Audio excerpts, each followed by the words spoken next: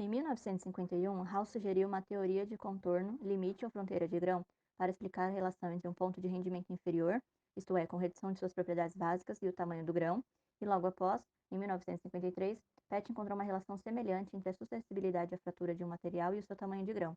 O efeito Hall-Petty pode ser literalmente descrito como o fortalecimento dos contornos de grão de um material, que pode ser amplamente aplicado na ciência de materiais para aumentar a resistência de determinado material. O mecanismo de aumento da resistência em metais, baseado na técnica de redução do tamanho de grão, indica um comportamento linear entre o limite de escoamento e o inverso da raiz quadrada do tamanho do grão. No entanto, alguns experimentos sugerem que a partir de um certo tamanho de grão crítico, a relação Hall-Petty pode começar a falhar, ocasionando um efeito oposto, como o amolecimento do material. Este fenômeno é denominado o efeito Hall-Petty inverso, que pode ser descrito como uma inconsistência com a relação de Hall-Petty observada tanto para materiais policristalinos, com grãos extremamente finos, quanto para grãos de tamanho muito grande. Neste vídeo serão apresentadas as relações de Hall-Petty e Hall-Petty inversa e suas relações com o tamanho de grão no endurecimento de policristais, além de expor evidências da relação de Hall-Petty inversa em estudos e relatar modelos propostos por especialistas para explicar este efeito. A relação de Hall-Petty está intimamente relacionada com o mecanismo de aumento da resistência em metais baseado na técnica de redução do tamanho de grão.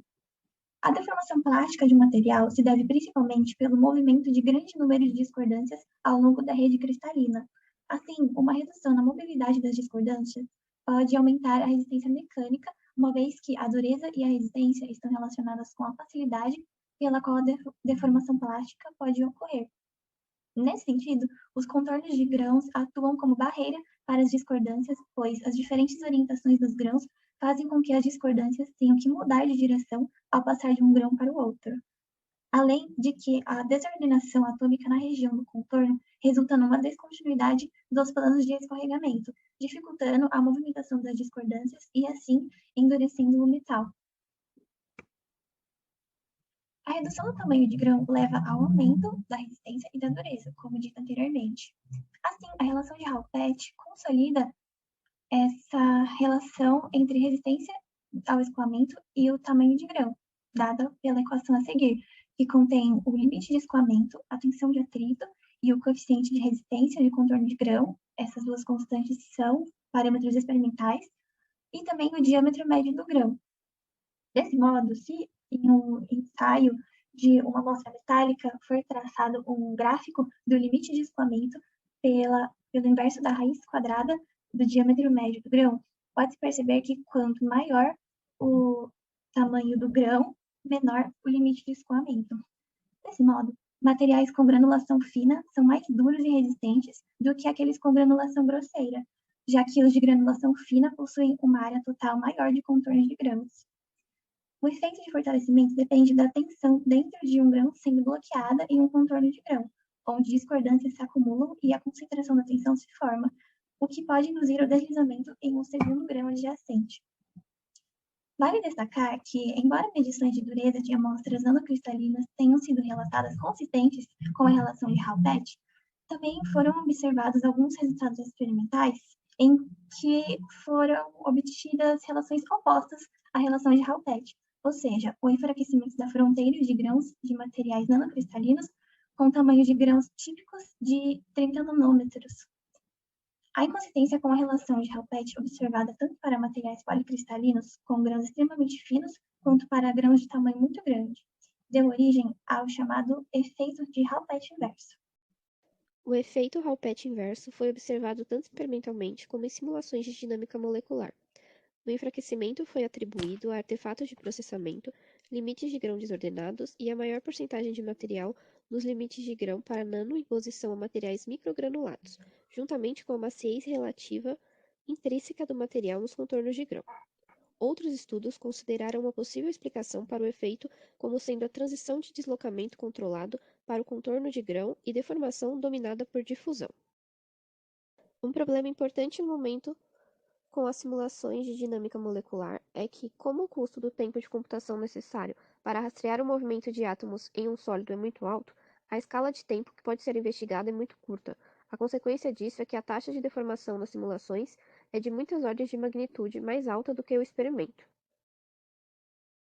Desde que relataram pela primeira vez uma inclinação negativa em um gráfico de Hall-Petch para o cobre nanocristalino e o paládio em 1989, houveram vários relatos de amolecimento e endurecimento do tamanho de grão na faixa de tamanho abaixo de 100 nanômetros. Embora atribuíram o efeito de amolecimento ao início da fluência de cobre, os pesquisadores sugeriram várias outras teorias para explicá-lo, incluindo falhas na síntese dos nanocristalinos, presença de limites de grãos desordenados ou uma transição para deformação baseada em deslocamento ao deslizamento ou rotação dos limites de grão. Argumentaram também que a densificação incompleta durante a síntese de nanocristalinos, via condensação de gás inerte e métodos de moagem de esferas, podem levar à porosidade residual em materiais nanogranulados e, consequentemente, à má ligação entre partículas, resultando em uma diminuição na resistência desses materiais. Também que uma redução na inclinação de Hall-Petch poderia ser causada pela presença de limites desordenados de grãos em materiais nanocristalinos, o que permitiria que o fluxo de plástico fosse transmitido mais facilmente entre os grãos. Agora eu vou mostrar alguns exemplos da relação de Hall-Petch inversa presente em alguns materiais. A primeira são ligas de alta entropia. Essas ligas geralmente possuem boa estabilidade de propriedade mecânica, mesmo em altas ou baixas temperaturas. Por isso é muito utilizada em indústria aeroespacial. Aqui, como vemos, essa liga composta por cobalto, cromo, ferro, manganês e níquel apresentou a redução da força de cisalhamento conforme foi aumentado o tamanho de grão. Então, na segunda imagem, a gente vê os grãos menores com força de cisalhamento maior. Já nesse segundo exemplo, a gente vê a relação de Hall-Petch inversa proporcional ao nível de pureza das amostras de alumínio puro.